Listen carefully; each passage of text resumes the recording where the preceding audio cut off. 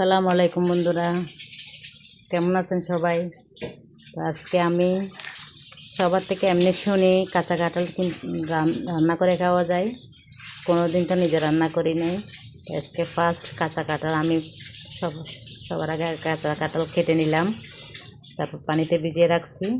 তো এদিকে তো পেঁয়াজ, রসুন, আদা, টমেটো এগুলা সব ব্লেন্ড করে নিচ্ছি। আজকে আপনাদের সাথে কথা বলতে বলতে আমি আজকে এগুলা কাঁঠাল রান্না করব। তো এখানে মশলা কী কী দিচ্ছি আপনাদেরকে বলতেছি। এখানে হচ্ছে মশলার গুঁড়ি নিচ্ছি। প্রথমে তারপর কষা মাংসের মতন করে রান্না করব। ইউটিউব থেকে দেখছি আমি আসলে জানি না কেমনে রান্না করে। তো আপনারা কেউ জানলে আমাকে কমেন্টে জানাবেন হয়েছে কিনা। চেষ্টা করতেছি। এখানে লবণ নিছি, লাল মরিচের গুঁড়া নিছি, মশলা নিছি, অল্প একটু হলুদ নিছি, তারপর মশলা গুঁড়া এগুলো সব নিচ্ছি। তারপর এখানে হচ্ছে 5 ফোড়ন, রাঁধুনি ফোড়ন নিছি অল্প। তো চলুন আজকে মাটির চুলায় আমি কাঁঠাল রেসিপি আপনাদের সাথে শেয়ার করব। তো ফার্স্ট পেঁয়াজ রসুন এগুলা ব্লেন্ড করে এগুলো দিয়ে দিচ্ছি।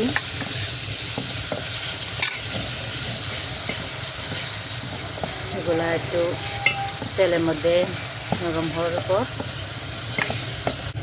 তো এগুলা মশলাগুলো সবগুলো এক এক সব দিয়ে দিব।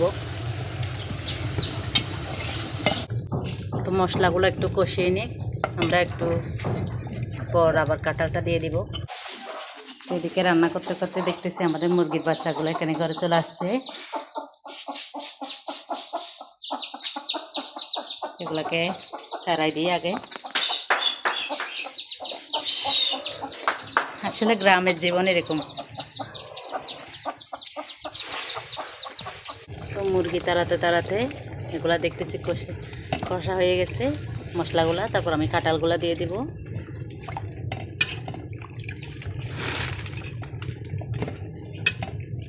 এগুলাতে ঝোল দেবো না, এমনি কষা মাংসের মতো করে রান্না করবো। হয় কিনা ট্রাই করতেছি। এমনি সবাই বলে কাঁঠালের, আমাদের দেশে সরকারও বলছিল মাংসের বদলে কাঁঠাল খান। তো আমি আজকে মাংসের বদলে কাঁঠাল ট্রাই করতেছি। আছে অবশ্য মাংস আমাদের ঘরে, মাংস ছাড়া চলে না। বাচ্চারা মাংস ছাড়া খেতে পারে না, তাই তো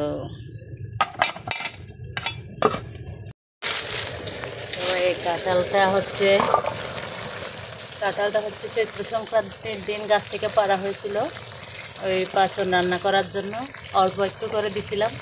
বাকি কাঁঠালটা ফেলে না দিয়ে আমি আজকে কাঁঠাল রেসিপি করতেছি। তো ফাইনালি আমার কাঁঠাল রান্না শেষ। এরকম হয়েছে, খেয়ে দেখছি এমনি টেস্ট আছে, ঠিকই তো মাংসের মতন স্বাদ হয়েছে। তো কেমন হয়েছে কমেন্টে জানাবেন। আল্লাহ হাফেজ।